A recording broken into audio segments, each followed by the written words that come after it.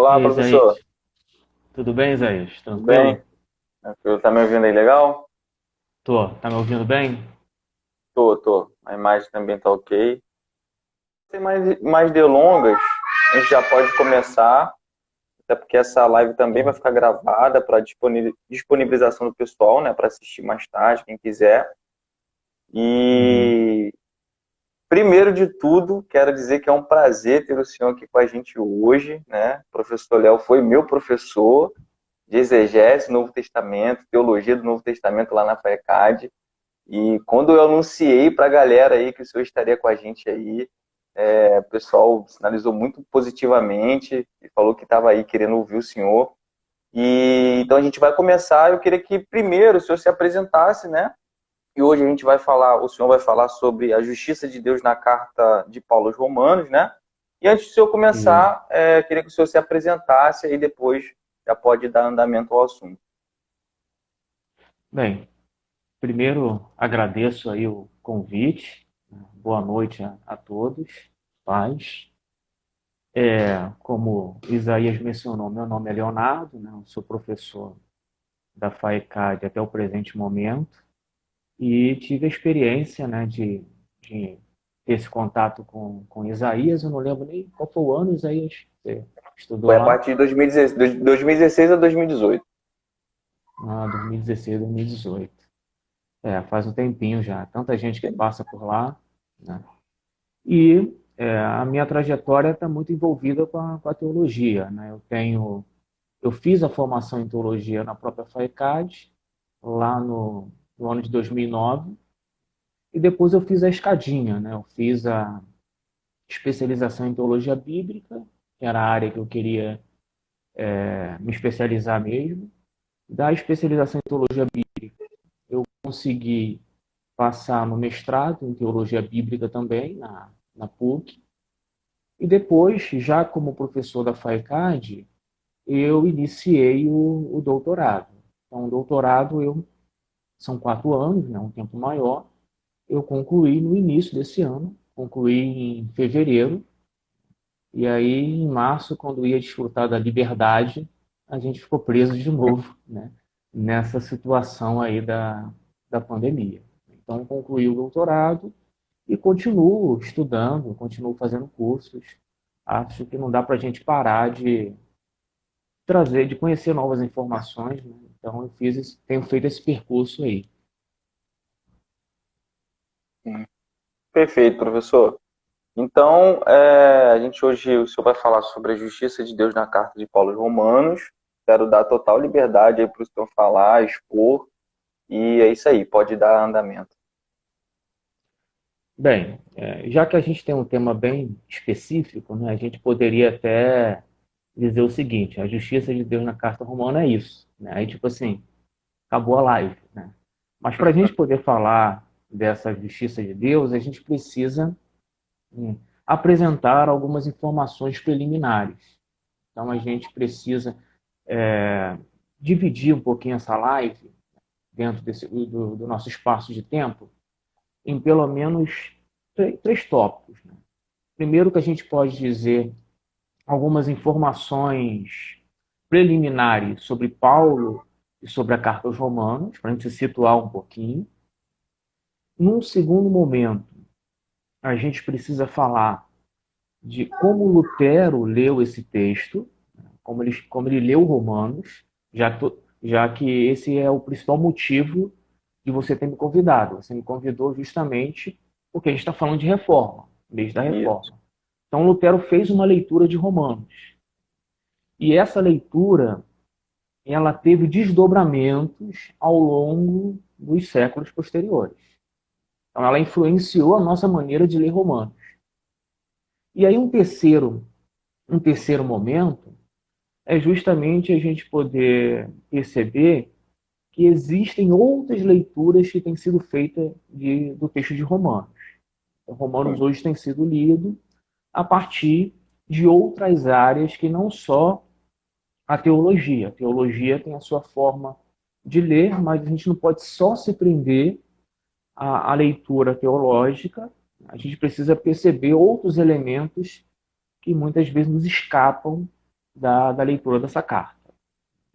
Então, para a gente poder começar, e eu falei que a gente começa aí falando de Paulo e da carta aos Romanos, eu sempre gosto de citar aquele texto, que é um texto que está em 2 Pedro 3,16.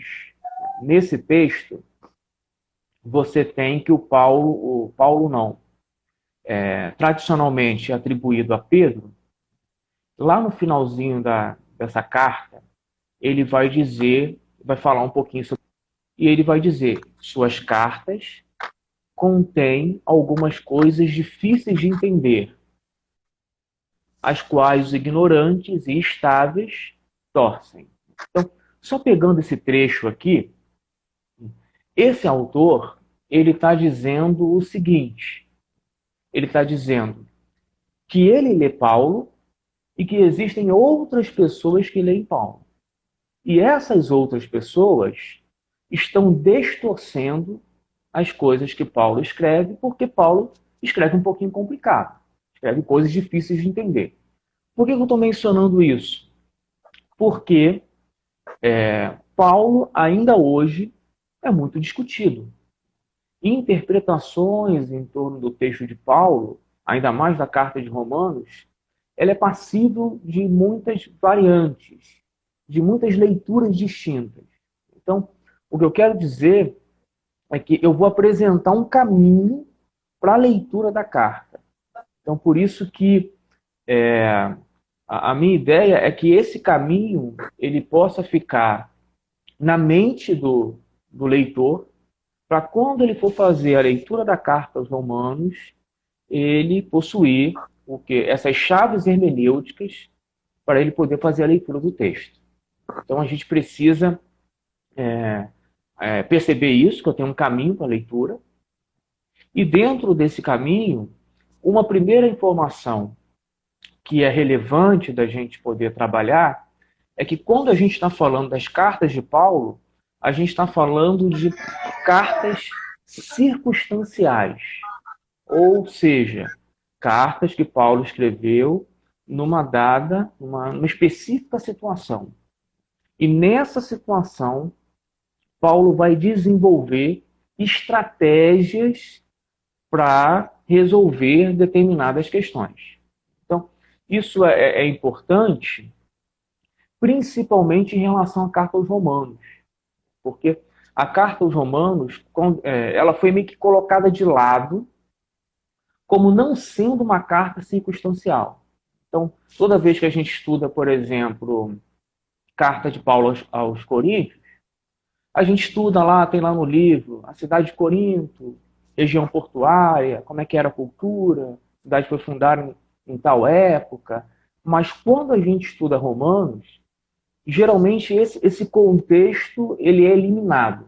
E aí o pessoal já parte direto para ler a carta aos Romanos como se fosse um texto como se fosse um compêndio teológico. E isso já é uma herança da leitura proveniente da Reforma.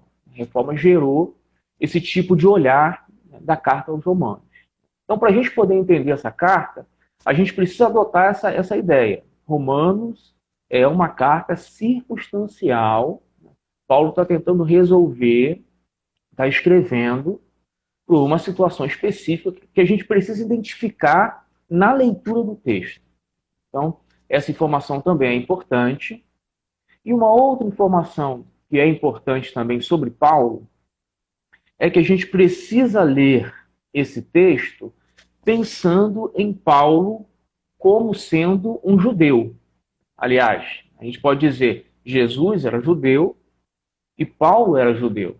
Então, quando a gente ouve isso, a gente pode pensar assim, é óbvio que eles eram judeus.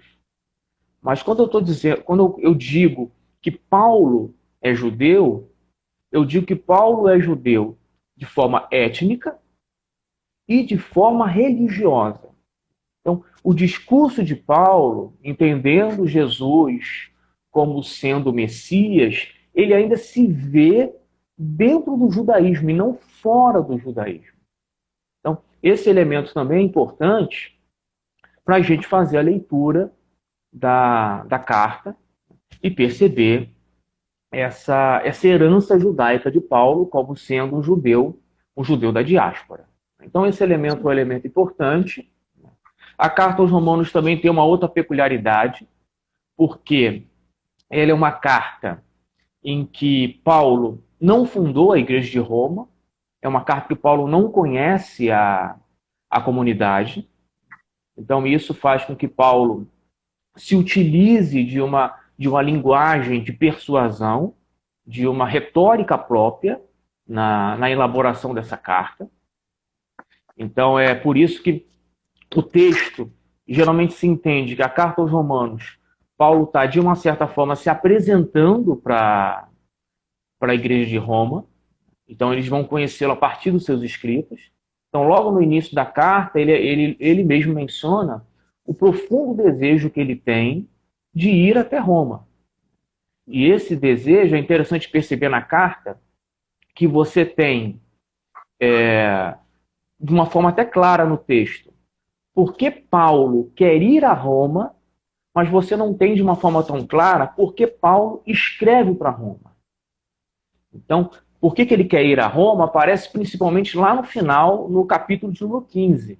No capítulo 15 ele diz, eu quero dar uma passadinha aí, mas o meu objetivo final é ir até a Espanha. Então, ele quer ir para uma outra região, e aí as interpretações sempre vão entender que Paulo quer montar uma base agora no Ocidente para ir para regiões às quais ele não tinha ido anteriormente. Então, essa carta, ela é uma carta datada tradicionalmente por volta de 56 depois de Cristo. As cartas de Paulo geralmente são da década de 50. Então, por volta de 56, 57 depois de Cristo, Paulo teria redigido essa carta. Essa carta ela estaria próxima, cronologicamente, da carta aos Gálatas, em que Paulo toca em alguns temas similares. E essa carta, ela teria sido escrita com um objetivo específico de se apresentar para essa comunidade. Então, se a gente está falando de 56, 57, a gente está falando da época do imperador Nero, já que Nero, esse imperador, assume por volta de 54 depois de Cristo, aos 17 anos. Então, esse elemento ele é importante para a leitura da carta, essa questão da figura do imperador. Então, você tem essas informações a respeito da carta aos Romanos, e essa carta, ela é uma carta que sempre alguns costumam dizer que ela é sempre descoberta, ou novamente, toda vez que há grandes mudanças na história da teologia cristã. Então, por exemplo, a principal interpretação inaugurada de Romanos vem principalmente de Tertuliano e Agostinho. Depois você tem a leitura feita pela figura do Lutero. Você sabe que o Agostinho ele tem uma experiência de conversão lendo Romanos capítulo de número 13. Tem aquela experiência lá de Tom Millet, e ele lê um trecho de Romanos 13. Lutero também tem uma experiência com a leitura de Romanos, que é a que todo mundo conhece. Romanos 1, versículo 17.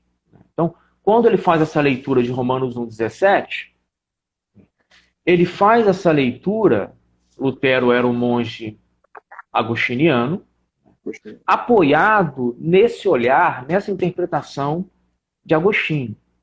Então, ele tem uma experiência semelhante à de Agostinho, mas há uma pequena diferença. Eu sei que, geralmente, a gente lê esse texto do Lutero pensando na ideia de uma conversão. Lutero se converteu. Mas, na verdade, essa experiência de Lutero é uma experiência que a gente pode chamar não de conversão nesse sentido de que Lutero abandonou uma religião e foi para outra. Você não tem essa lógica em Lutero. Lutero teve uma mudança de paradigma, né? Uma mudança de vida, um descobrimento com essa leitura. Então, quando Lutero lê esse texto, ele tem algumas questões ao redor dele. E aí a gente já praticamente está indo para esse segundo caminho, né? De pensar como esse texto foi interpretado na reforma, sobretudo luterana. Então, como é que esse texto foi lido? Primeiro, na época do Lutero, na Europa, você tinha uma imagem muito negativa que foi construída ao longo do tempo com relação aos judeus. Os judeus eram vistos como inimigos do cristianismo. Você tinha uma série de informações que eram propagadas sobre a figura dos judeus, que faziam mal às crianças cristãs. Então, na Europa, havia um discurso antissemita contra os judeus.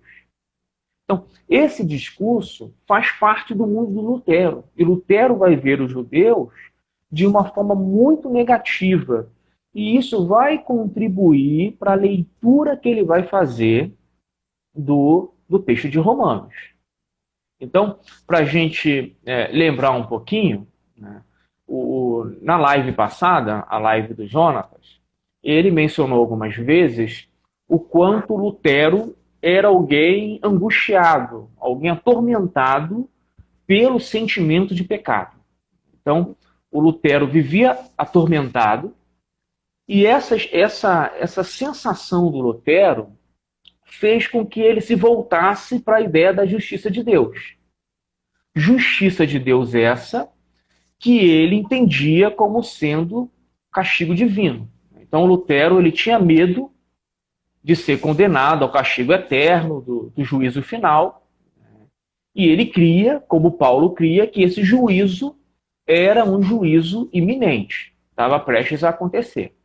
Então, a história vai mencionar que Lutero, noite e dia, lia Romanos, meditava em Romanos, e aí ele vai ter uma outra percepção da justiça de Deus.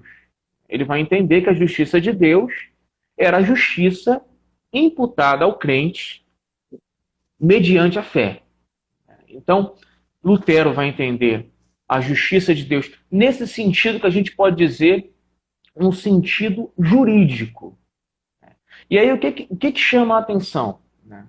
Lutero vai entender dessa forma, e vai ser essa consciência angustiada do Lutero que vai proporcionar o fundamento da leitura de Romanos. Então, Lutero leu Romanos com uma pergunta que ele tinha: como posso encontrar um Deus misericordioso? Isso era a questão teológica do momento para Lutero. Então, o que a gente pode chamar de uma conversão de Lutero é, na verdade, essa busca existencial que ele tinha, e que ele vai entender que a salvação ela não estava reservada somente ao intelecto. Essa salvação ela incluía o pensamento, a ação, a alma, o corpo, o amor, o sofrimento. Então, Lutero, como é que Lutero interpretou Romanos? Ele interpretou Romanos a partir de uma experiência particular dele, de uma angústia particular dele, em que ele fez com que ele enxergou nesse texto um texto que trazia, como ele vai dizer, abria as portas do paraíso. É muito comum a leitura de um trecho lá de Lutero, eu selecionei aqui para a gente poder dar uma olhada, que é aquele trecho em que ele fala da justiça de Deus. Quer dizer, a expressão justiça de Deus, ele vai dizer, deixa eu achar aqui a citação do texto. Então ele tem aqui uma citação, deixa eu ver aqui. A expressão justiça de Deus, dizia Lutero, essa justiça ela era aparecia no coração dele como se fosse um raio. E aí ele dizia: livra-me em tua justiça. Né? Então ele pensava imediatamente que a justiça era a ira de Deus, que castigava o pecado. Então, o que Lutero fazia? Ele odiava Paulo com todo o seu coração, porque quando ele lia: a justiça de Deus se revela no Evangelho. E aí depois, quando ele lê a segunda parte, quando diz: o justo viverá pela fé, e aí é quando ele vai entender que se abre a porta do paraíso para ele, e ele tem uma percepção que não seria o castigo, mas seria aquilo que a gente mencionou da colocação, né, da ideia de que está sendo imputado ao crente uma declaração de que ele é justo pela fé, pela confiança. Né? Então, se percebe que essa leitura do Lutero, ele vai ensinar que a justiça ela se dava já no agora, no momento em que se recebia pela fé. Né? E de onde vem esse contexto do Lutero? Esse contexto do Lutero vem daquela polêmica dele com as indulgências. Então, você tem que a leitura que o Lutero faz, aquela controvérsia das indulgências, que ele denuncia nas suas teses, por exemplo, ele percebeu que as indulgências se tornaram um método de arrecadação de fundos, né? E que as indulgências, na verdade, não levavam o indivíduo à ideia da salvação. E aí ele colocou como... Ele percebeu que, na verdade, essas indulgências elas eram uma forma de se obter uma salvação por meio de um preço. Então, o que acontece? Por que Lutero enfatiza tanto esse conceito de justiça de Deus, o conceito de salvação, né? O conceito de obra? Essa situação, esse contexto do Lutero fez com que ele se voltasse para essa carta com essas preocupações. Então, aí Lutero vai ler, né, de que eu tenho um pecado original que destrói a natureza humana, né? Os seres humanos não podem fazer nada de bom, né? De que a lei não torna os seres humanos bons. Né? Então, a leitura dele, embora os homens possam fazer coisas boas, né, mesmo eles fazendo isso por si só, eles não podem ser bons. Né? Então, Lutero faz essa leitura. Nessa leitura, ele vai se apoiar principalmente na ilustração que Paulo faz em Romanos, capítulo de número 4, né, quando ele vai usar o exemplo de Abraão, né, para ilustrar a sua teologia. Então, Lutero vai entender que a justiça de Deus, né, leva quem crê em Jesus a uma mudança legal, é uma espécie de uma ficção legal, né, no sentido de que os seres humanos são pecadores por natureza, mas quem crê em Jesus é tão pecador como não crê, mas ao mesmo tempo ele passa a ser justo e ele passa a ser pecador. Então, nessa leitura, a experiência que Lutero tem, a experiência pessoal dele, é que leva o entendimento dele do que é a graça de Deus. E isso vai se transformar, a partir da reforma, no Evangelho. Tanto que, para algumas pessoas, quando você pergunta assim, o que é o Evangelho? A pessoa vai dizer, o Evangelho é a justificação pela fé. Então, praticamente, isso se tornou a mensagem da reforma. E isso acabou se tornando o tema central de Paulo. Quando alguém pergunta assim, qual é o tema central da teologia de Paulo? É muito provável que alguém vai dizer, o tema central é a justificação pela fé. E aí o que acontece com essa leitura? Essa leitura, ao longo do tempo, se percebeu que a leitura que Lutero fez é fruto da experiência dele e é fruto da leitura que ele fez do catolicismo da época e dessa controvérsia das indulgências.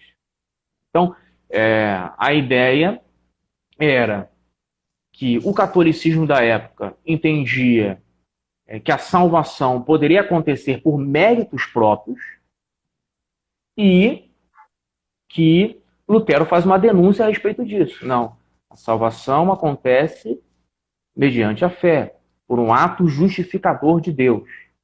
Então, essa leitura do Lutero, ela acabou desenvolvendo uma certa leitura descontextualizada do judaísmo de Paulo, do judaísmo ligado ao mundo de Paulo.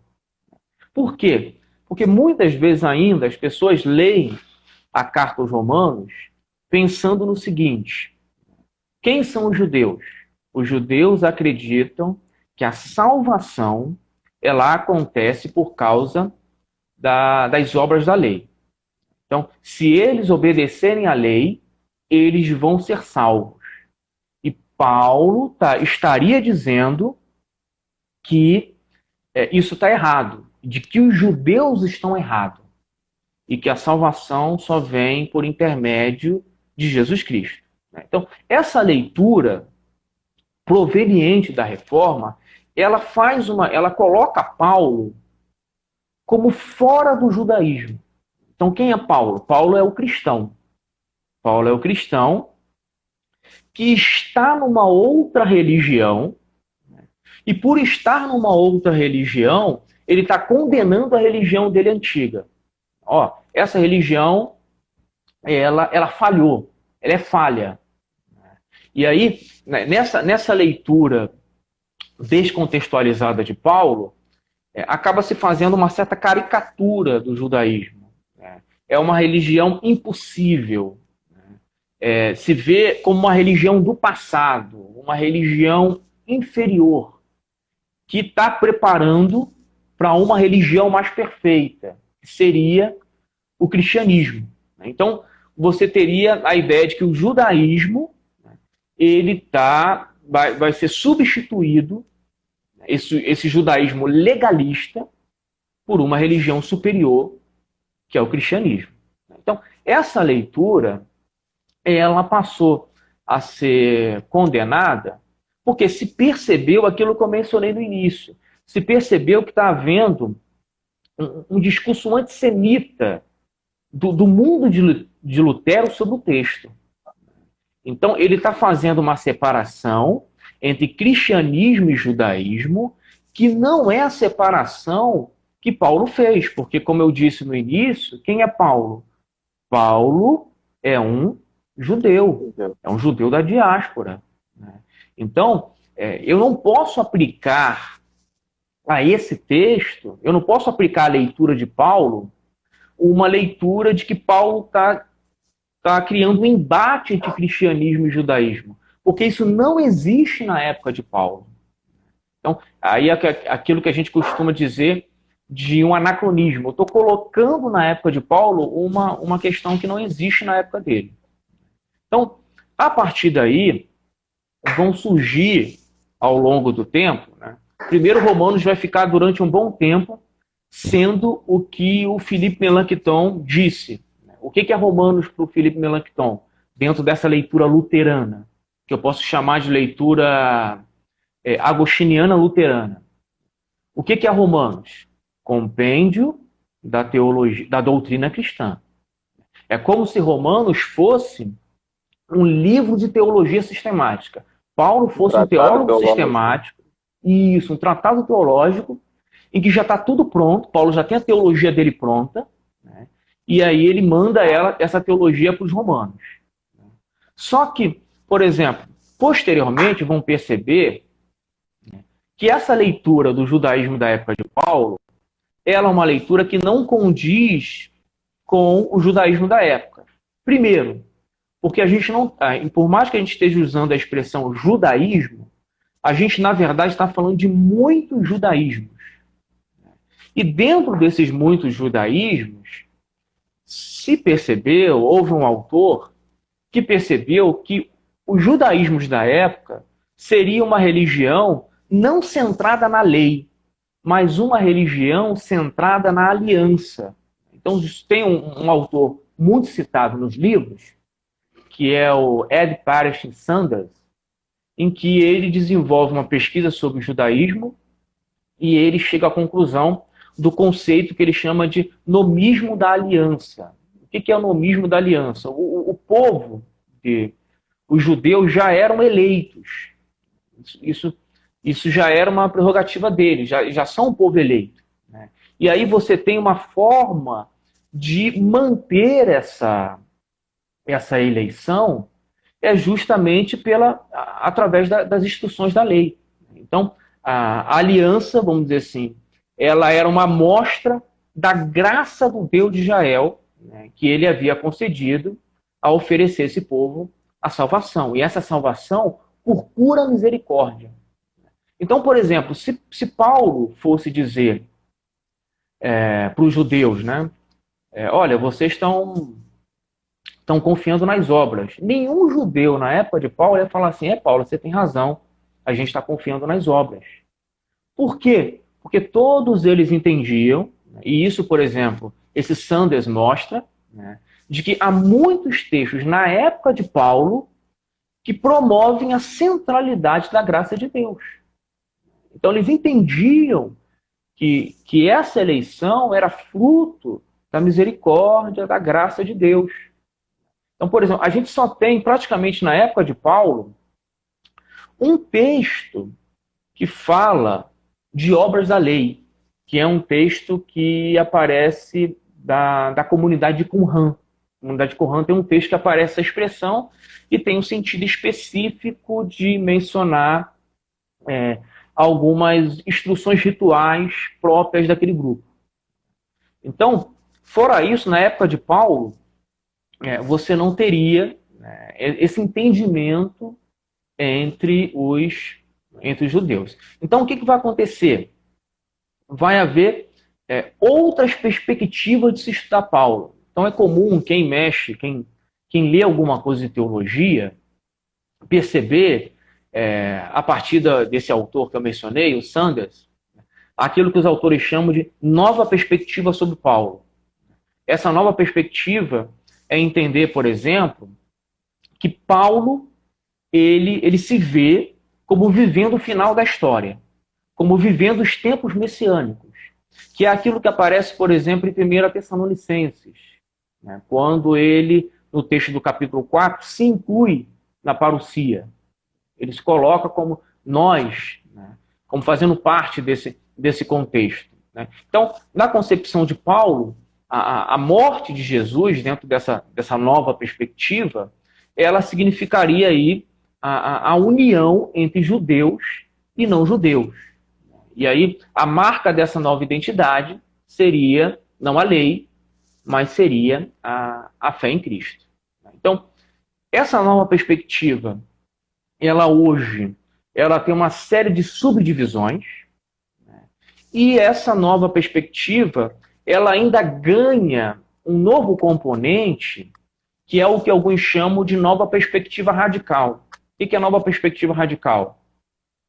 Alguns judeus passaram a estudar Paulo. E alguns judeus começaram a perceber uma coisa que, por exemplo, a leitura da Reforma sufocou, que é o seguinte: Paulo, quando ele fala da lei, não fica tão claro o posicionamento de Paulo sobre a lei. Existem alguns momentos em que Paulo afirma categoricamente a vigência e a validade da Torá. Ele diz que a Torá é boa. Aqui mesmo no texto de Romanos, no famoso texto do capítulo 3, né, ele chega a mencionar, ele chega a fazer uma pergunta, né, lá no versículo 31, quando ele vai dizer, então eliminamos a lei através da fé? Aí Paulo vai dizer, de modo algum, pelo contrário, a consolidamos. Então, é possível perceber, né, que Paulo tem muitos pontos, ele vê muitos pontos positivos na lei e não joga a lei fora. Né? E aí isso traz um novo plus para se estudar a figura de Paulo. Então, para a gente caminhar para essa questão da justiça de Deus, algumas observações são importantes. Primeiro, a gente tem que superar essa oposição judaísmo e cristianismo ao ler as cartas de Paulo, a ler Romanos.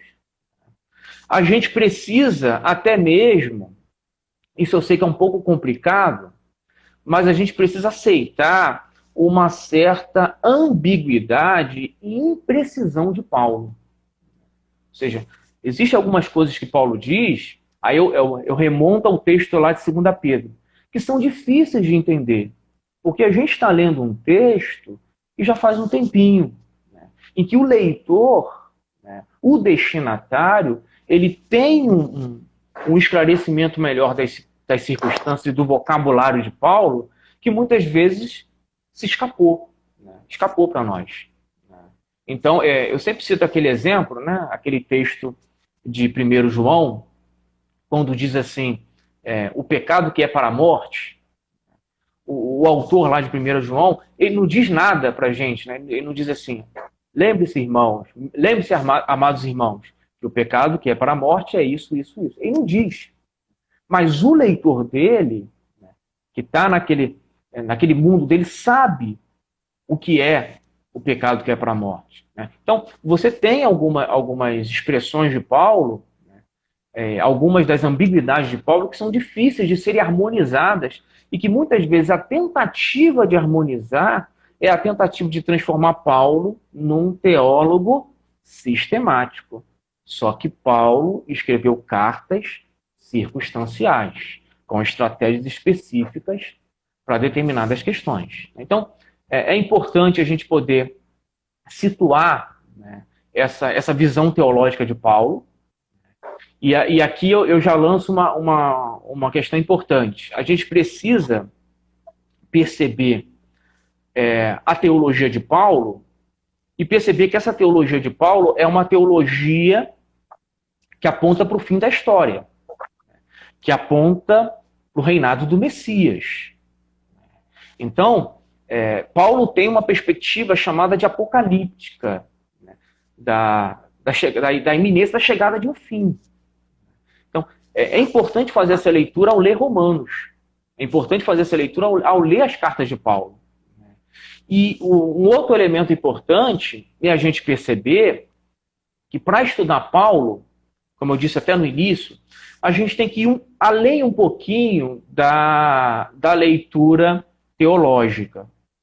Hoje, quando você vai numa livraria com livros teológicos, você tem leituras ou abordagens sobre Paulo que são abordagens a partir, por exemplo, das ciências sociais, que são importantes para a gente entender as cartas de Paulo.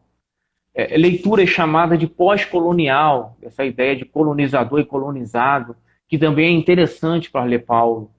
Então, esses elementos eu vou apontar eles um pouquinho mais para frente. E aí, diante dessa introdução aí, você vai falar alguma coisa, Isaías? Não. Então, eu só queria perguntar, mestre, o senhor até no início falou que Paulo utiliza-se muito de uma linguagem jurídica. Isso tem a ver especificamente para o povo que ele está escrevendo, né? Eu ouvi uma vez, foi no mestrado que eu ouvi isso. O professor disse assim, só que a frase ficou solta e só ficou aquilo na minha cabeça, né? O professor disse, para você entender romano, você tem que entender de direito romano. Aí na época, né, até baixei um livro de direito romano, dei uma olhada, não entendi nada, né? Mas, realmente, para você ler Romanos, você tem que perceber, né, que esse vocabulário de Paulo não é um vocabulário interno, é um vocabulário conhecido, né, para os seus destinatários. Então, vamos dizer assim, dizendo numa forma, não um vocabulário igrejeiro, né, porque toda vez que a gente lê Romanos, a gente lê Romanos de forma interna. E isso é o que a gente chama da influência da reforma. A gente lê Romanos como o que é a justiça de Deus? É interno, é quando eu aceito pela fé, né, e isso traz uma mudança. Né? Só que é importante fazer uma leitura da justiça de Deus que vá além disso. Então, esse contexto maior, né, esse contexto que eu mencionei das ciências sociais, da leitura pós-colonial, nos ajuda a expandir mais o olhar sobre o Romanos. Então, a gente pode dizer, para você ver como é que Romanos é uma carta bem discutida. Tem um livrozinho da editora Vida Nova, acho que é Cranfield, né, que é um comentário de Romanos. Lá nesse comentário, quando você vai para Romanos 1, 16, 17, você tem que o autor já vai apresentar uma discussão, que é a seguinte discussão. O que significa a justiça de Deus em Romanos 1, 16, 17? Por quê? Não existe um consenso.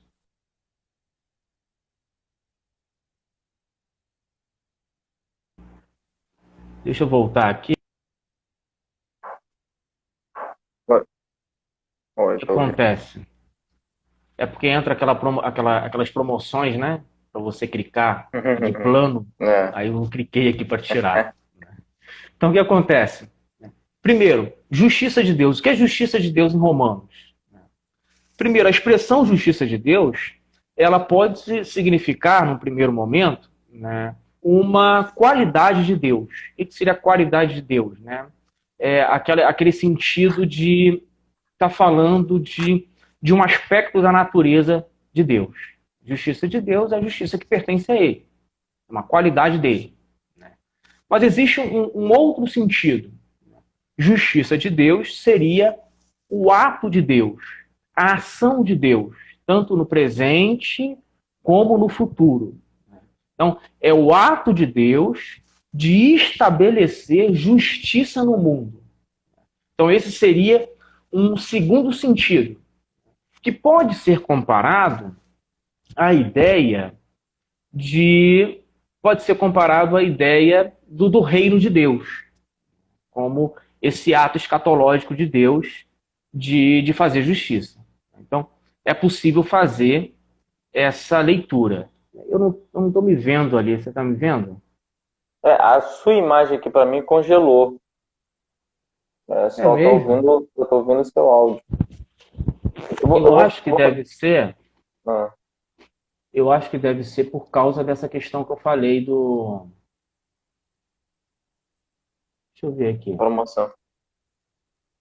Tenta aí, porque qualquer coisa eu fecho aqui e te convido de novo para ver se restabelece. Não apareceu não. Vou sair então aqui para ver. Se eu sair do meu. Vou te chamar de novo.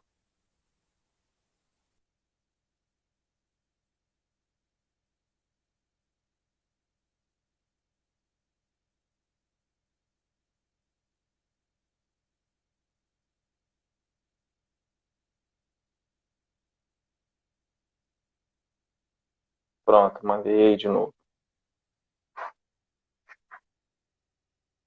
Mandei aí, professor. Agora vê se... Apareceu aí? Agora tá ok, agora né? Agora foi. Isso. Foi essa questão que eu falei, que apareceu ali uma propaganda, eu tirei e eu acho que mexeu na questão da câmera aí. Bem, então, como eu estava falando, existe uma discussão sobre a questão da justiça de Deus dentro desse texto. Né? Dentro dessa discussão, você teria, alguns vão entender justiça de Deus como uma qualidade de Deus, outros vão entender como um ato de Deus, né? No sentido de que eu tenho a atuação de Deus no mundo, uma intervenção de Deus. Né? E existe um terceiro sentido, que a justiça de Deus é entendida como o status de Deus para o indivíduo. Então, o status, né? O status de não culpado de alguém que tinha sido acusado diante de um tribunal. Então, existe essa linguagem que a gente falou de uma linguagem jurídica. Então, a partir dessa ideia da justiça de Deus como o status de Deus para o indivíduo, você teria que alguém é declarado, você teria uma declaração como se fosse uma declaração de anistia, de inocência, né, que vai colocar essa pessoa dentro de uma outra situação legal. Então, essa declaração de justiça, ela faria com que essa pessoa possa ser vista agora como uma pessoa aprovada. Uma pessoa que recebe uma... Essa aprovação seria uma transformação do ser. A pessoa que tinha uma vida injusta, ela é regenerada para ter uma vida justa. Então, num mundo injusto, é transformado para se tornar um mundo justo a partir da atuação dessa pessoa. Então você teria... Seria basicamente, acho que o capítulo que mais esclarece isso para a gente seria o capítulo 5, né, de Romanos, da famosa justificação pela fé em Cristo. Sim. Eu vou ler aqui novamente, só para a gente recapitular. Capítulo 5 de Romanos, eu acho que é um dos capítulos mais conhecidos de Romanos, né, mais tratados nessa época da Reforma. Diz, sendo, pois, justificados pela fé, temos paz com Deus por nosso Senhor Jesus Cristo. Apenas a parte A. Então, acho que, inclusive, alguns comentaristas, ao falar desse texto, por isso que eu perguntei da linguagem jurídica, eles atribuem essa fala de Paulo a uma linguagem jurídica, e essa justificação pela fé equivaleria a uma espécie de anistia, né? É como se o indivíduo, o réu, que é o pecador, estivesse com seus pecados nas mãos, e ele está diante de um juiz, diante de um tribunal, e a justificação por meio da fé em Cristo lhe concederia o total perdão diante desse tribunal, e a partir de então essa justificação seria a concessão de perdão. Então, assim, existe um elo muito grande, segundo alguns comentaristas, entre esse assunto da justificação por meio da fé e essa liberdade judicial, como se alguém fosse réu, estivesse diante de um tribunal, mas a partir da fé em Cristo ele é liberado, né? Ele é absolvido daquele tribunal. Então, essa leitura é a leitura principal que a gente tem de Romanos quando a gente fala de justiça de Deus. Então, eu tenho um contexto jurídico e que agora essa pessoa, ao ser declarada justa, né, essa declaração não é uma declaração vazia, ela tem que produzir alguma coisa. Então, seria Romanos capítulo 5 e principalmente o capítulo de número 6, que é aquele capítulo que vai dizer que agora você tem que oferecer os seus membros como instrumentos de justiça. Então, a partir desse texto, a ideia é de que você tem que fazer com que essa declaração ela redunde em participação na vida em Cristo. Então, por isso que você tem uma ideia muito presente em Romanos, que é a ideia da participação. Romanos capítulo 6 vai apresentar bem isso. Aquele sentido de que no batismo você cria uma identificação com Cristo. De que a ideia de Romanos é que você não pode viver uma anarquia. Ou você serve a um senhor, ou você serve a outro senhor. Então, a partir do momento que você servir a Cristo como sendo o Senhor, como sendo Kyrios, isso significa que você está emprestando seus membros para que eles possam ser instrumentos de justiça. Então, esse ato ele vai tornar alguém justo, né? E esse é um processo entendido como processo de transformação. Então, você tem esse elemento aparecendo no texto de Romanos, né? E a partir daí, a gente pode caminhar para um terceiro momento, que é o seguinte: ver esse texto aqui como um texto, quem lê comentários de Romanos vai perceber algumas expressões interessantes. Por exemplo, aparece uma expressão chamada diatribe, uma expressão muito usada, que é um recurso literário utilizado por Paulo. Então, essas expressões são interessantes para a gente perceber o seguinte: a carta aos Romanos hoje, ela é lida, e não só a carta aos Romanos, mas outros textos de Paulo, o pessoal começou a perceber que o vocabulário de Paulo, ele é um vocabulário que tem algumas implicações com o governo da época. De que Paulo, seria impossível Paulo escrever sem pensar no mundo onde ele estava inserido. Qual era o mundo de Paulo? O mundo de Paulo era o mundo do Império Romano. Então, para ampliar, para aprofundar essa questão da justiça de Deus, teria que se observar que o vocabulário de Paulo é um vocabulário que ele está deixando por detrás um recado para o Império. Então, por exemplo, qual é o vocabulário de Paulo? Como a gente já falou, Paulo fala de justiça, de injustiça. Paulo fala que Jesus é o Filho de Deus. Paulo fala que Jesus é Senhor. Paulo usa expressões como eclesia, igreja.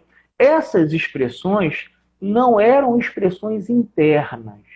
Então, quando alguém diz assim, quando alguém diz, aí eu vou citar o exemplo até do Evangelho de Marcos. Quando o Evangelho de Marcos diz assim, princípio do Evangelho de Jesus Cristo, Filho de Deus, o que o leitor ele entendia com a expressão Filho de Deus? Ele entendia que essa linguagem, que essa expressão é uma expressão do Império. Quem é o Filho de Deus, na época de Paulo, era a figura do imperador. O imperador era visto como Filho de Deus. Desde o Augusto, do imperador Augusto, o que era o Evangelho? Evangelho é uma boa nova. O nascimento de Augusto era visto pelos intérpretes como sendo uma boa nova. Então, o que a gente precisa perceber é que Paulo ele tem uma apocalíptica a respeito do fim.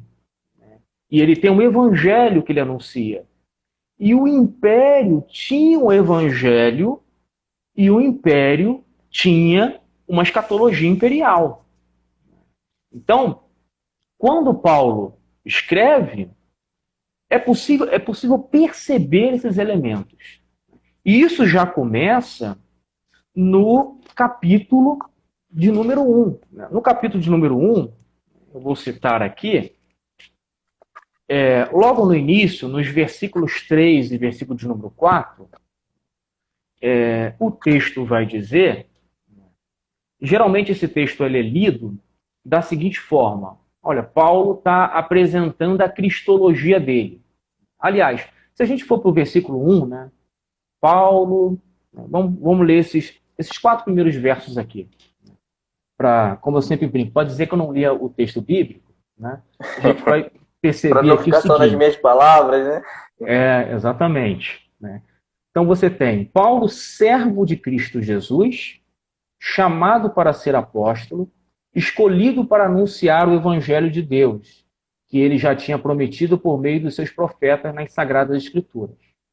E que diz respeito a seu filho, nascido da estirpe de Davi segundo a carne, estabelecido filho de Deus com poder, por sua ressurreição dos mortos, segundo o Espírito de santidade, Jesus Cristo, nosso Senhor.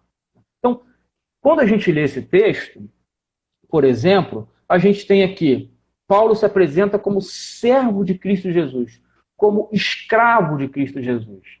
Aí a gente pode, obviamente, pegar e perceber que essa linguagem de Paulo, ela é uma linguagem que se adequa à figura dos profetas. Os profetas se viam como servos do Senhor.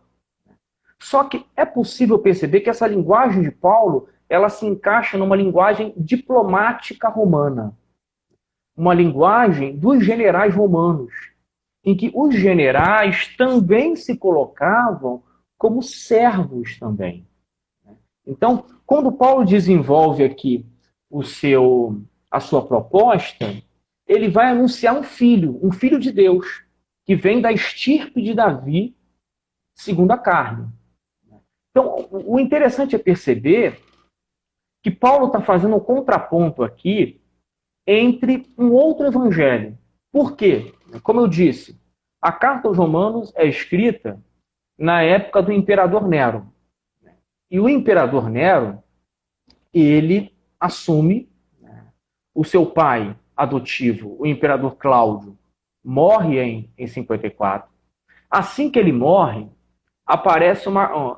O que é feito? O que o Nero faz? O Nero promove a divinização do imperador Cláudio. Então, Cláudio é divinizado. O lema do império é justamente o seguinte: você tem a vitória, geralmente por meio da guerra, né?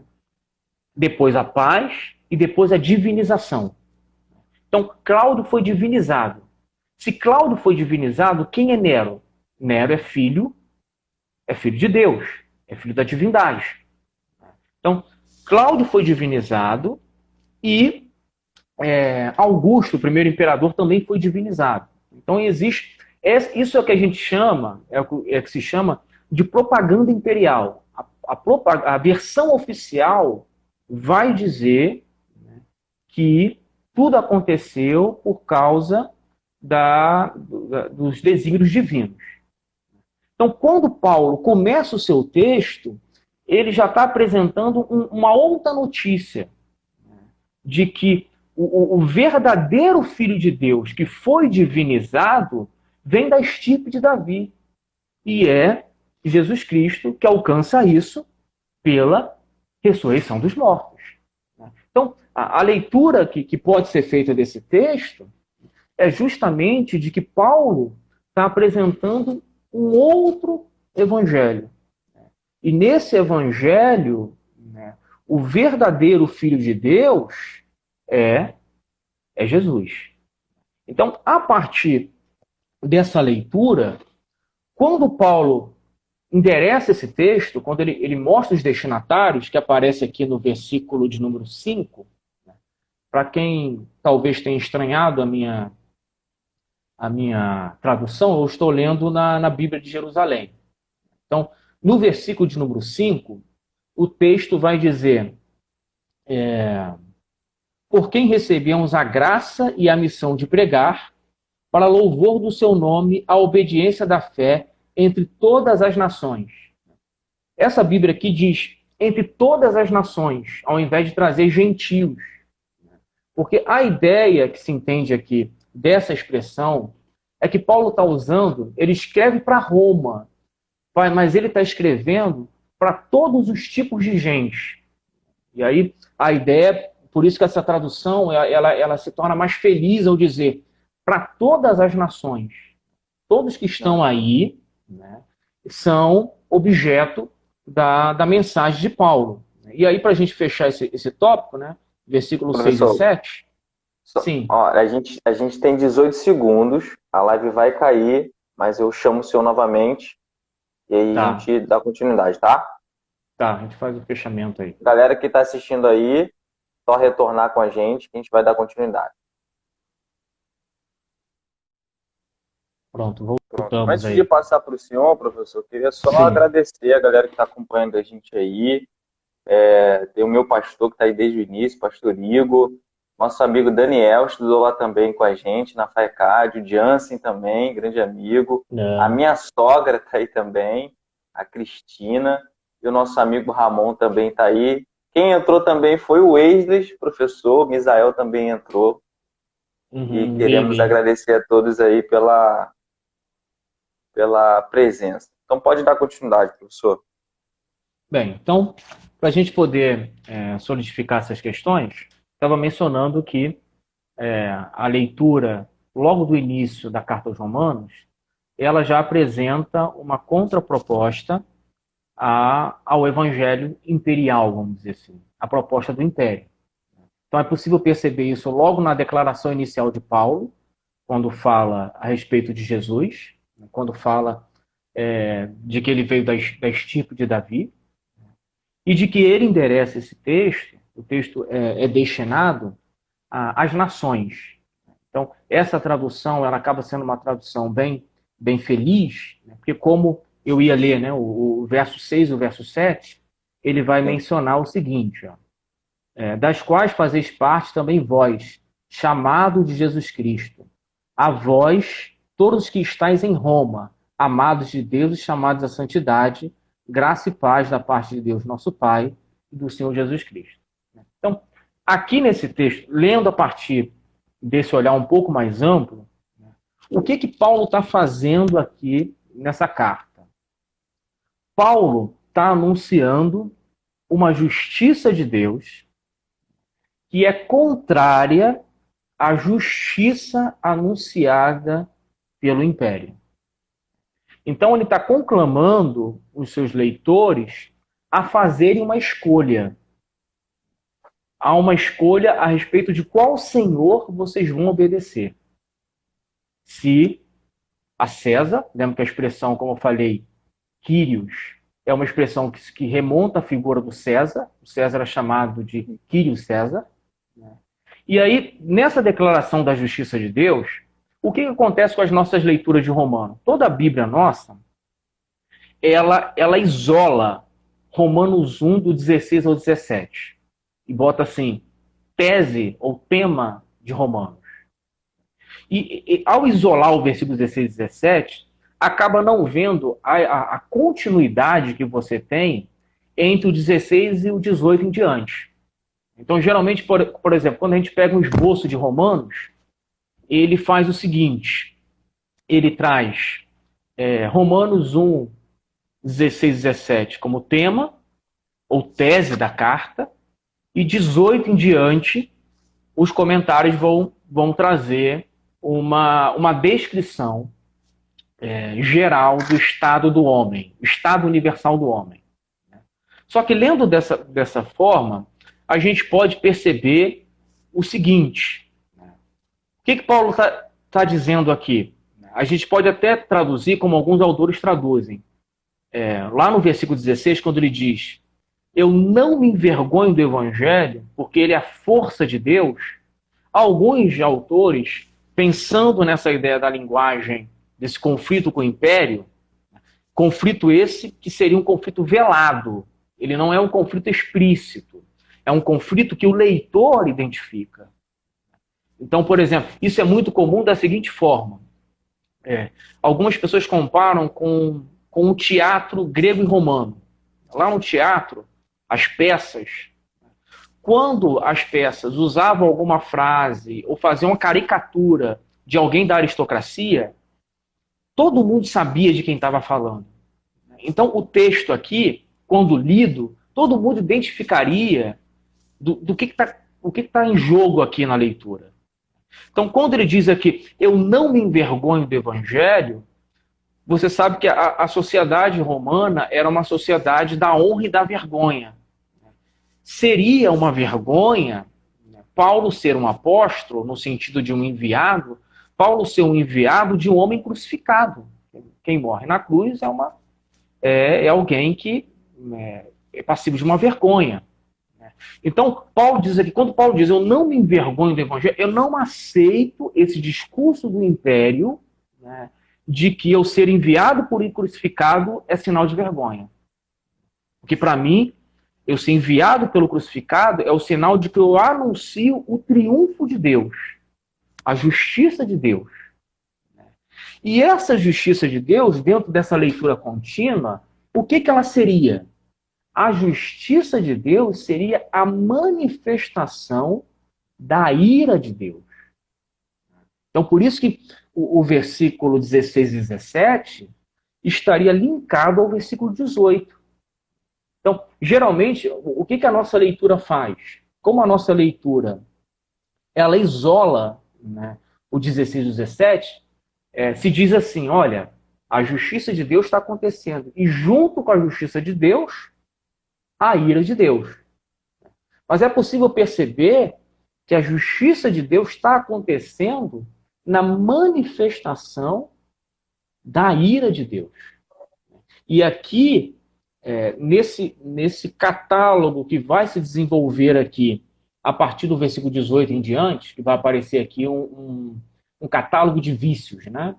em que vai aparecer uma lista de coisas que as pessoas estão fazendo.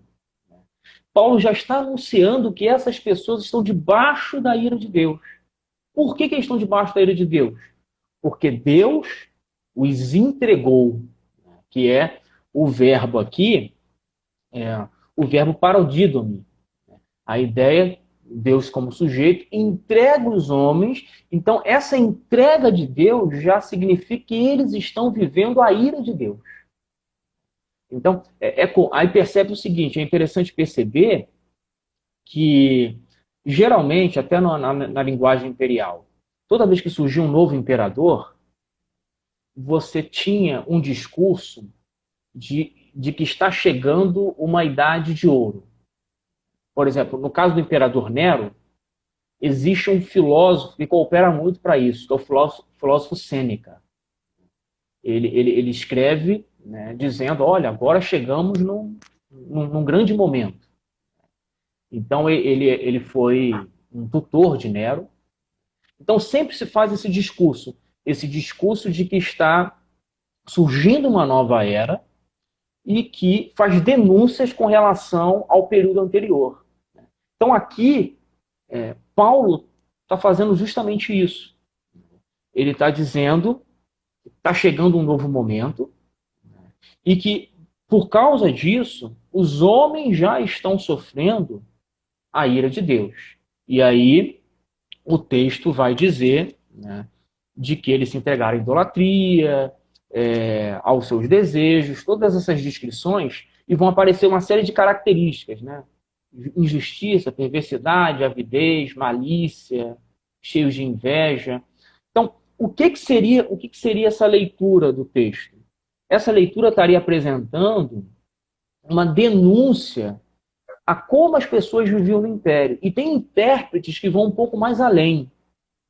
Tem intérpretes que fazem a leitura de que quando Paulo está falando isso tudo que ele está falando aqui, né, como, por exemplo, servir a criatura em lugar do Criador, quando Paulo está dizendo todas essas questões aqui, ele estaria falando de forma específica da casa de César. Ele estaria falando dos pecados dos Césares. Então, não é possível identificar diretamente um César. Né? Alguns leitores identificam, por exemplo, Calígula, que é possível, tudo que está escrito aqui, né? Calígula quis lá levantar uma estátua em adoração a ele. É possível perceber que tudo que está se falando aqui, o Calígula fez. O Calígula aprontou bastante. Né? Existe um escritor chamado Suetônio que vai dizer que o Calígula fez o que fez porque ele tinha uns problemas mentais.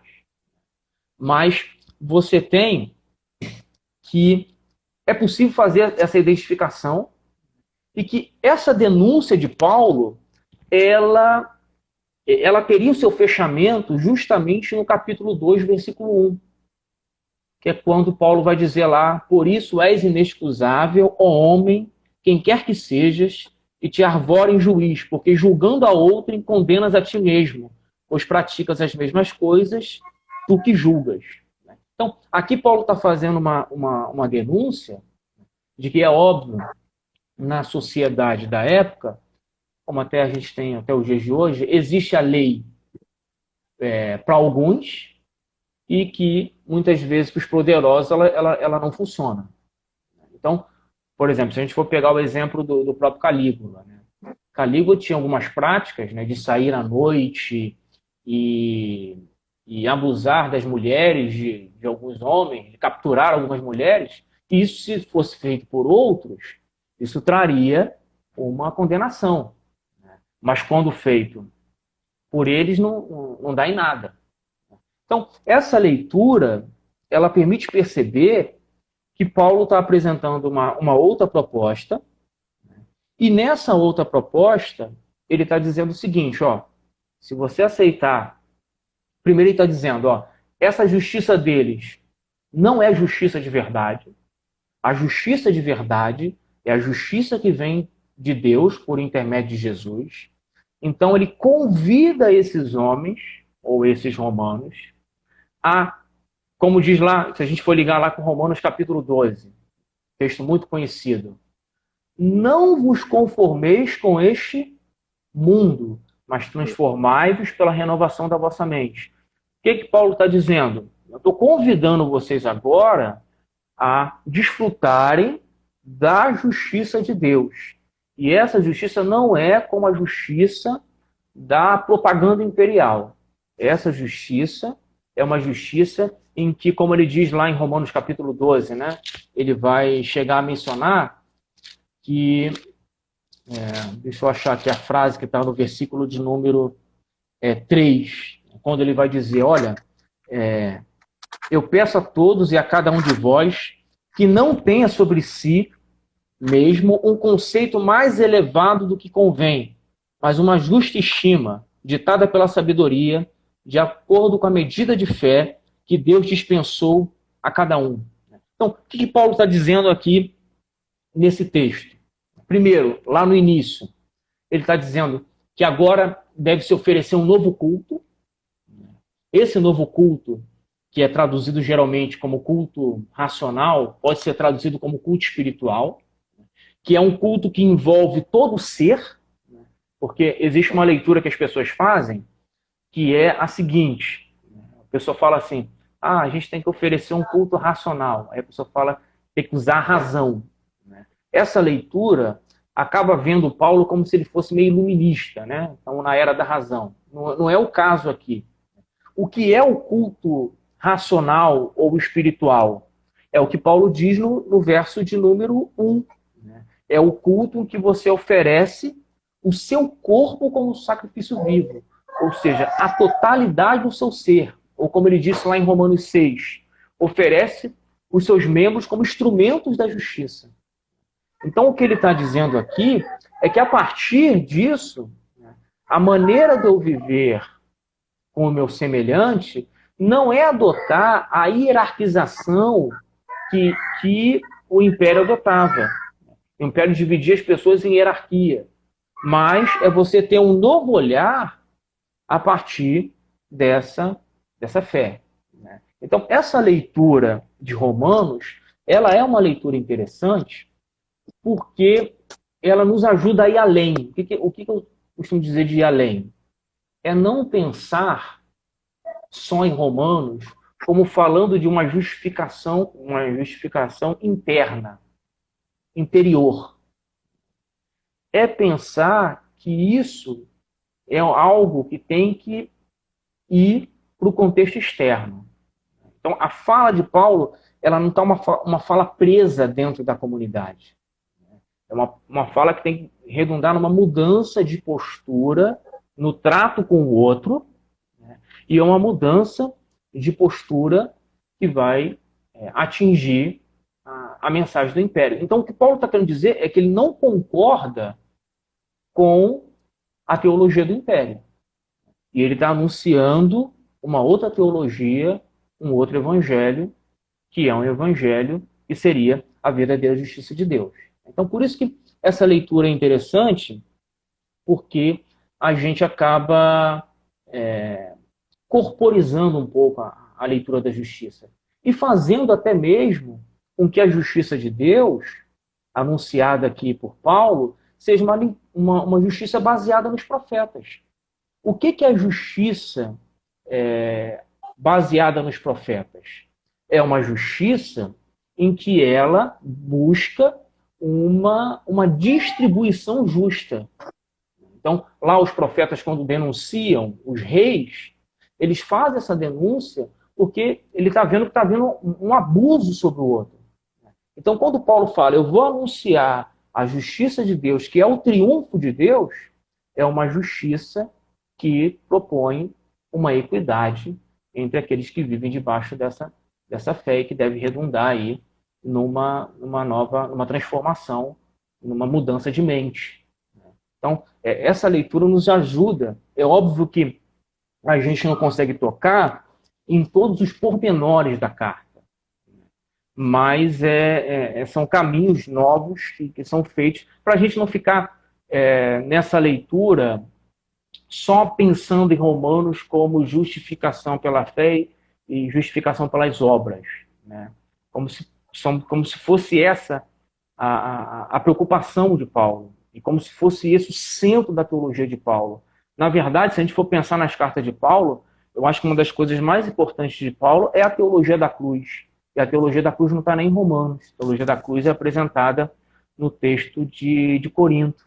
Então, a gente precisa perceber essas questões aí. Com isso, acho que eu passo aí para você fazer algumas observações aí. Poxa, tava tão bom. Então, mestre, pelo que, só para a gente recapitular e esclarecer para quem está nos ouvindo, então, conforme essas considerações finais que o senhor falou, o evangelho proposto por Paulo aqui em Romanos é um evangelho que se envolve com a justiça social, né? O senhor até mencionou uma semelhança com os relatos dos profetas. É um evangelho que tem muito mais a ver com a questão prática, né, do que propriamente a famosa teoria, o famoso discurso, que era muito comum nessa época entre os gregos, por exemplo, entre os filósofos. Então, esse evangelho proposto por Paulo é o evangelho que tem um caráter prático, né? Eu achei muito importante o que o senhor falou sobre o Romanos 12, né? Quando a gente fala do culto racional, realmente, a maioria de nós pensa e fala, não, o culto racional é o culto que está preso à intelectualidade, é um culto que ele tem que ter o extremo uso da razão, mas não é isso que o texto quer nos propor, né? O texto é claro em dizer que é um culto onde todo o nosso corpo é oferecido. E isso é interessante porque, e aí até queria que o senhor falasse um pouco sobre isso também.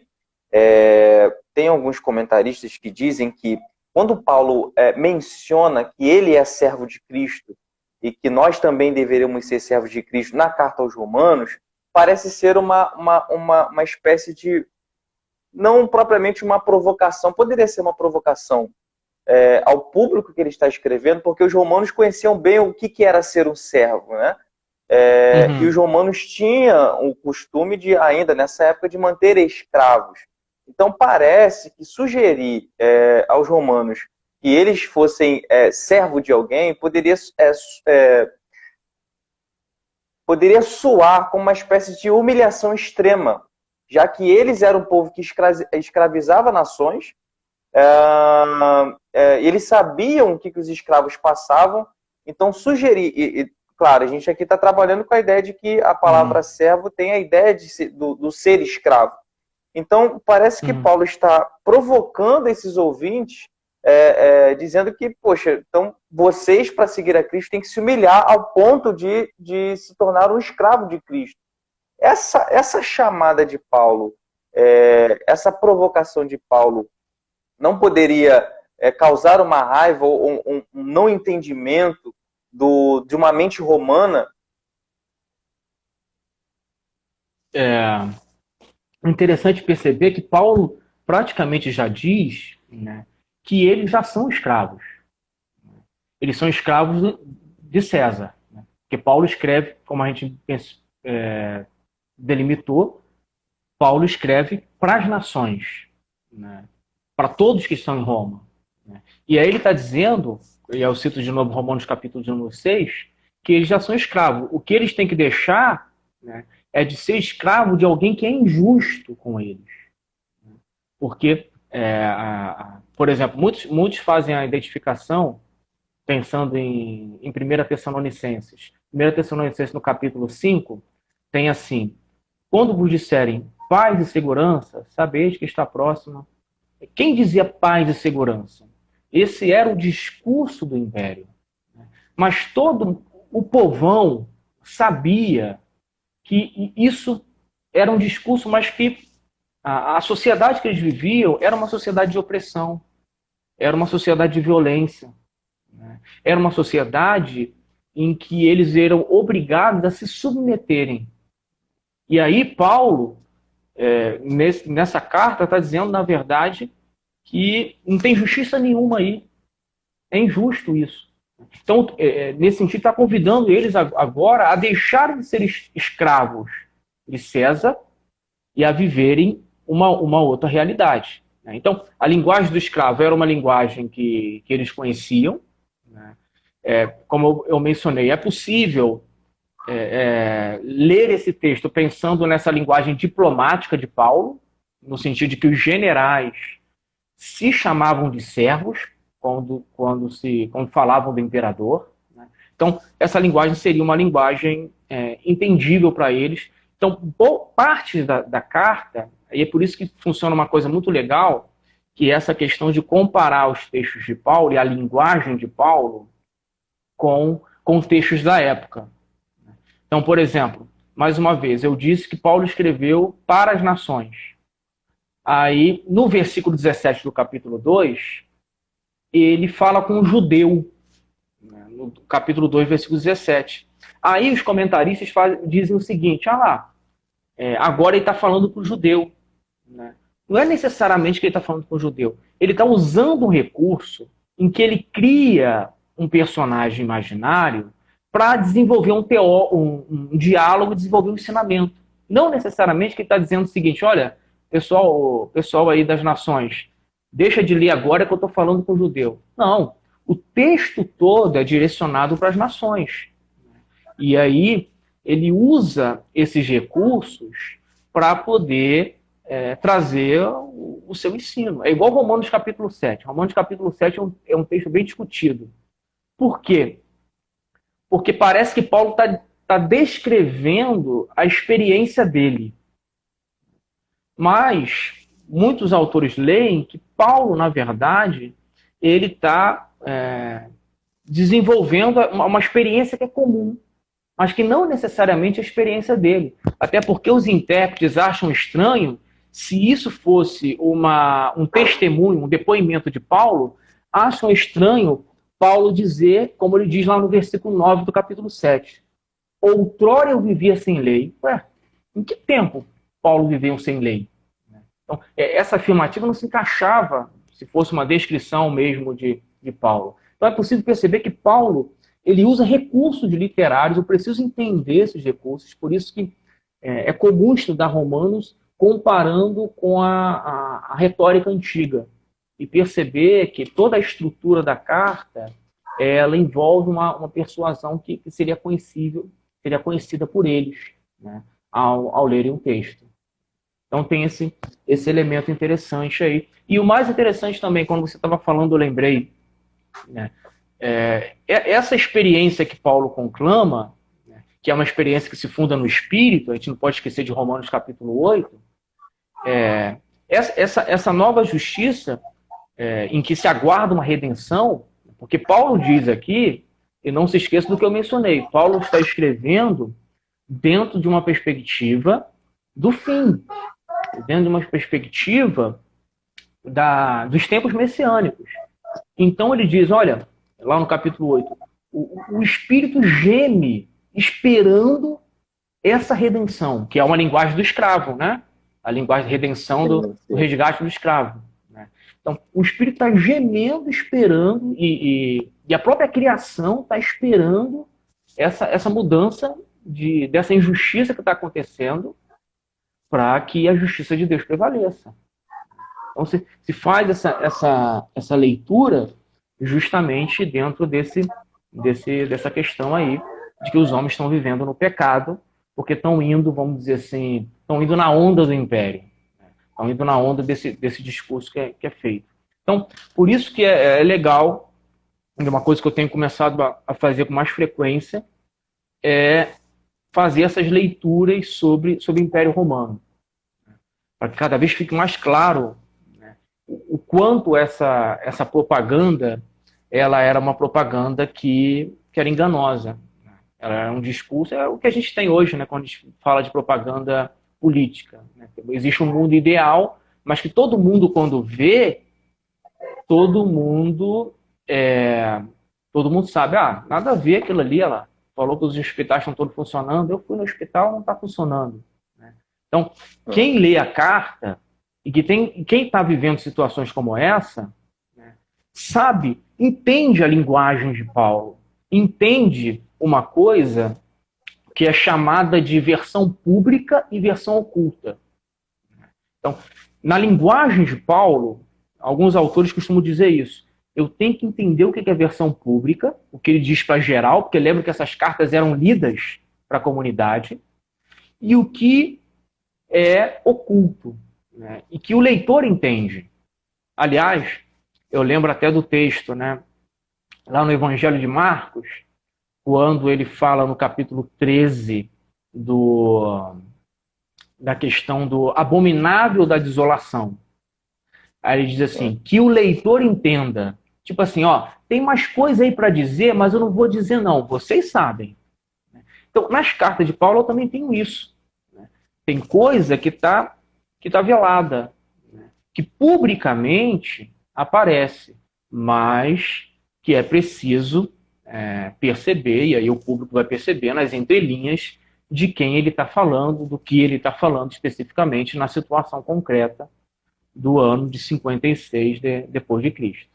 Então é interessante ver essas questões na leitura do texto. Eu não mencionei, alguém poderia até perguntar, né? Como é que fica Romanos 13 com isso? Olha lá, Romanos 13 diz lá que tem que obedecer às autoridades. Aí Romanos 13 entraria dentro desse que eu falei, da versão pública e da versão oculta. Né? Que vem essa ideia de que ele disse, mas não disse tudo. Ou seja, de que tem no discurso dele alguns elementos que quem vive uma situação, por exemplo, de opressão, iria identificar que ele está falando ali e que tem elementos que alguns comentaristas vão apresentar. Tem alguns elementos de ironia na fala de Paulo em Romanos 13, que é passível de perceber. O Jansen perguntou ali se o texto de Marcos é uma citação de Daniel. É uma citação de Daniel, né, que aparece lá no texto de Marcos. Tinha uma outra pergunta ali do... O Jonathan perguntou aqui, o que é oculto não é universal? Esse oculto é no sentido do leitor, né? De que o leitor ele iria entender por estar inserido nesse contexto. Ele ia perceber que a fala de Paulo tem mais coisa a dizer, em que ele não disse ali, mas que quem está vivendo aquele momento consegue discernir. Então, por isso que existem alguns momentos em que os comentaristas vão dizer, aqui é a ironia de Paulo. Por quê? Porque quando eu estudo a situação da época, eu vejo que não era nada assim. Então, Paulo está sendo irônico. Então, esse tipo de leitura é percebido aí do texto. Então, por isso que você tem o que a gente chama de literatura comparada. Eu preciso estudar os textos de Paulo, né, e perceber que a linguagem dele, o vocabulário dele tem relação com outros textos da época. Por isso que, né, eu estou estudando letras clássicas.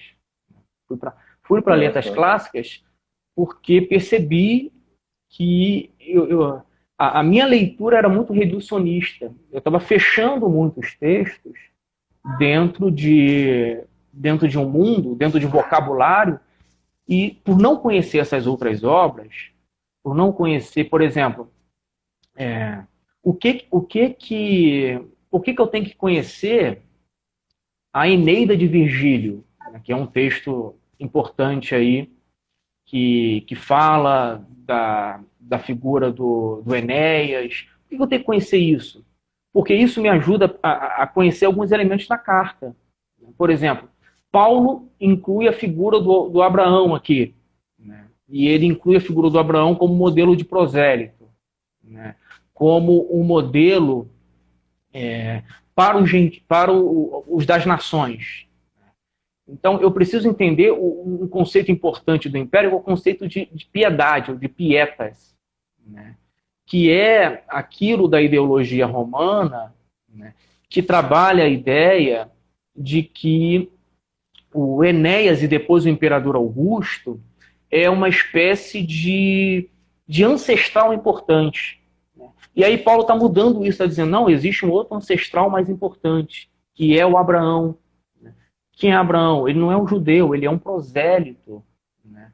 Ele é alguém que Deus o coloca como justo. Então, esse caminho é interessante para a gente perceber esses pontos de contato. Quanto mais a gente mergulha nisso, mas a gente vai percebendo que Romanos é tão crítico do Império quanto Apocalipse. Todo mundo sabe, né? O livro de Apocalipse, lendo dentro do seu tempo, ele é visto como um texto que tem uma crítica ao Império, né?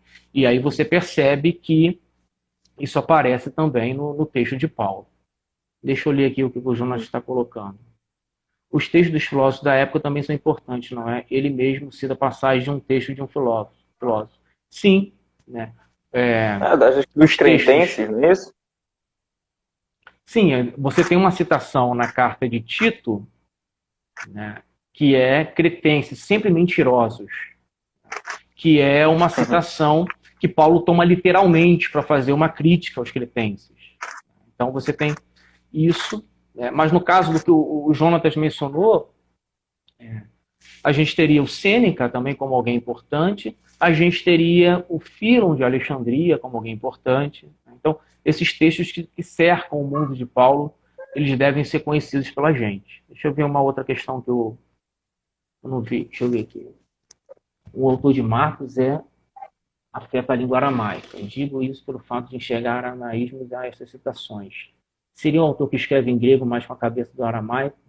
Sim, o texto de Marcos tem muitos aramaísmos, né? O autor de Marcos, ele é alguém sempre classificado pelos, pelos intérpretes, pelos leitores de grego, como alguém que, eu costumo dizer, aprendeu grego na dificuldade, vamos dizer assim. O cara tem um vocabulário muito repetitivo, tem umas fórmulas muito pobres, né? Então você tem que ele tem essa leitura, por isso que alguns autores até fazem algumas propostas de converter alguns textos de Marcos para o aramaico para ele se tornar mais entendível. Isso também é perceptível no texto de Marcos, e também é perceptível que a linguagem dele se aproxima muito da oralidade em alguns momentos. Então tem esses elementos aí também. Bem, Perfeito, professor. Para a gente finalizar, então, agradeço aí a galera que participou, todos que mandaram perguntas, estiveram aí.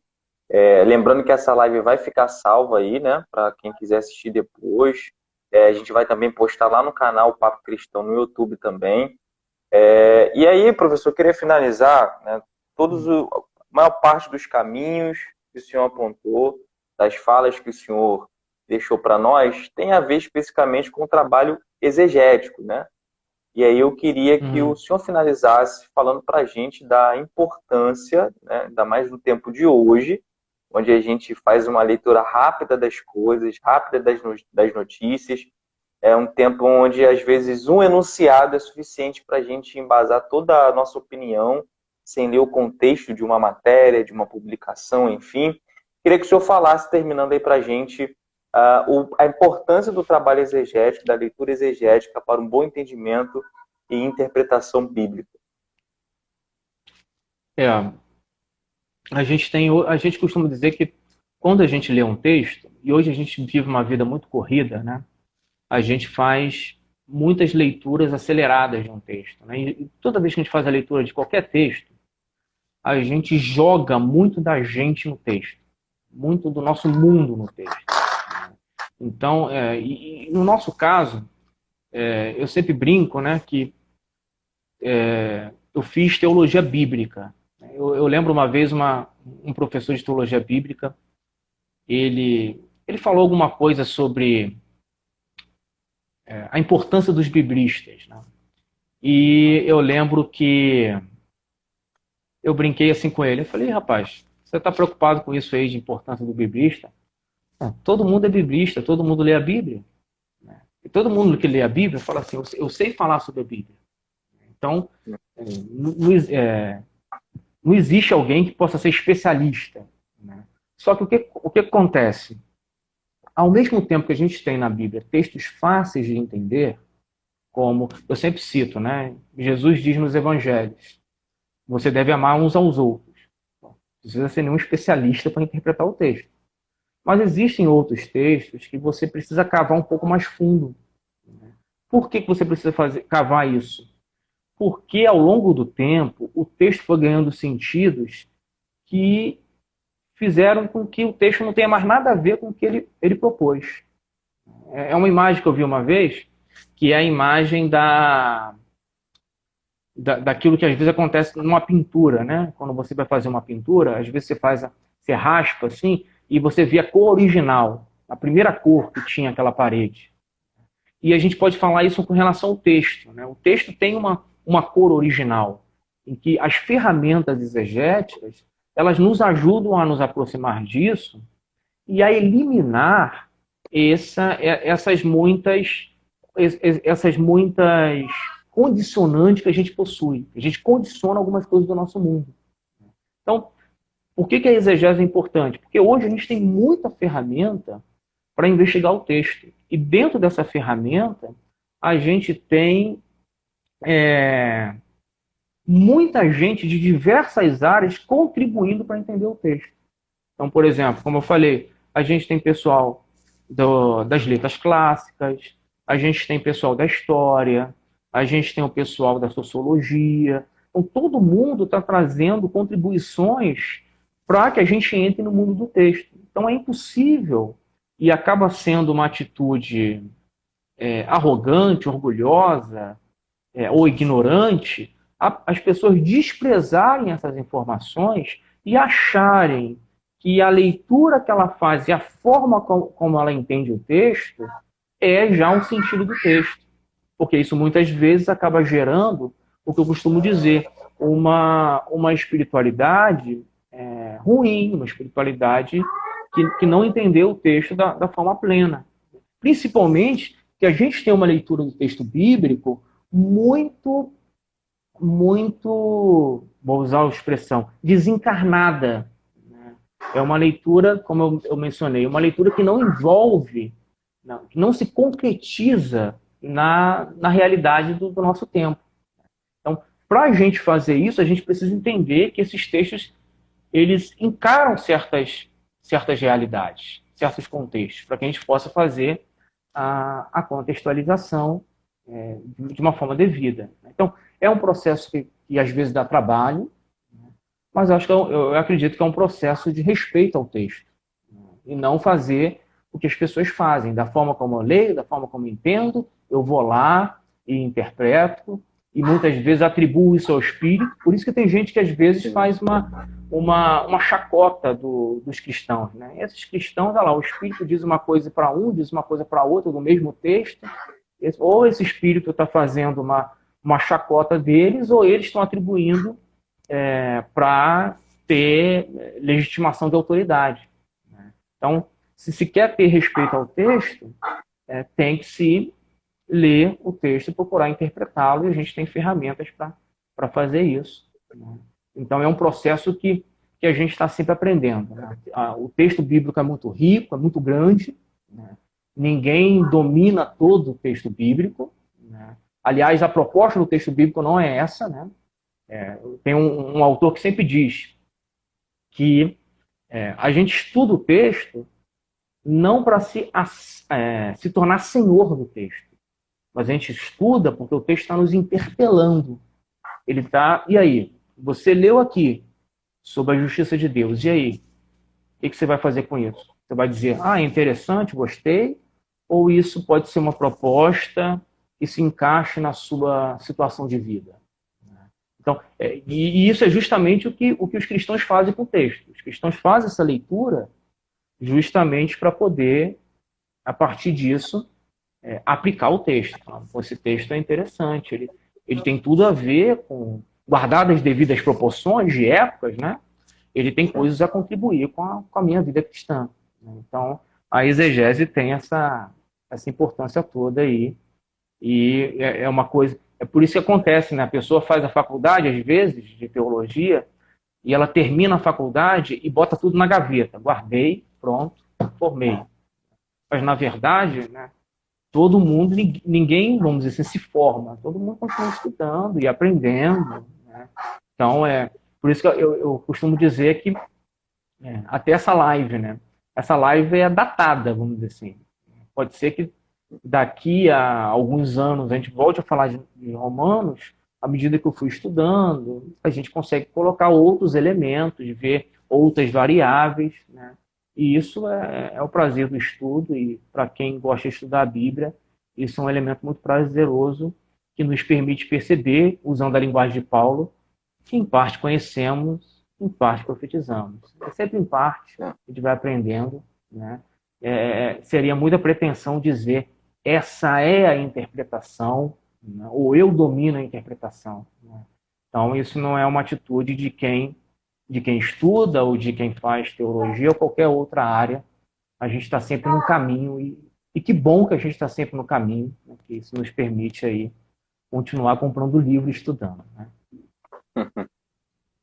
Perfeito, mestre. Então a gente está chegando ao fim. Eu, de coração mesmo, me sinto muito honrado pela presença do senhor, por ter aceitado aí o convite. Com certeza nos ajudou muito. E queria mais uma vez te agradecer pelo tempo disponibilizado, por toda a atenção. Agradecer a galera aí que assistiu a gente, que interagiu com a gente. Lembrando mais uma vez que a gente está fazendo essa sequência de lives por estar no mês da reforma. Na primeira quarta tivemos a presença do professor Jonathan, e hoje tivemos a presença do professor Leonardo. Na próxima quarta continuaremos, teremos a presença do missionário André Lins, tratando do assunto Quem Foram os Moravianos, assunto super interessante para o contexto da reforma. E na última quarta, finalizando essa sequência de live, nós temos a presença do professor Lucas Gestra, tratando do assunto Quem foram o papel das mulheres na reforma protestante. Então, mais uma vez, muito obrigado a todos. Professor Leonardo, muito obrigado. Um grande abraço para o senhor, para a sua família, e que o senhor continue te abençoando e que a sua vida continue edificando a nossa. É muito bom te ouvir, é muito bom poder aprender com o senhor. Muito obrigado. Te agradeço aí, Isaías. Agradeço aí a todos que tiveram a paciência de acompanhar essa live, aqueles que vão ouvir também. Deus abençoe aí. Muito, muito obrigado mais uma vez pelo convite. Amém, professor. Uma boa noite a todos, um grande abraço e até breve.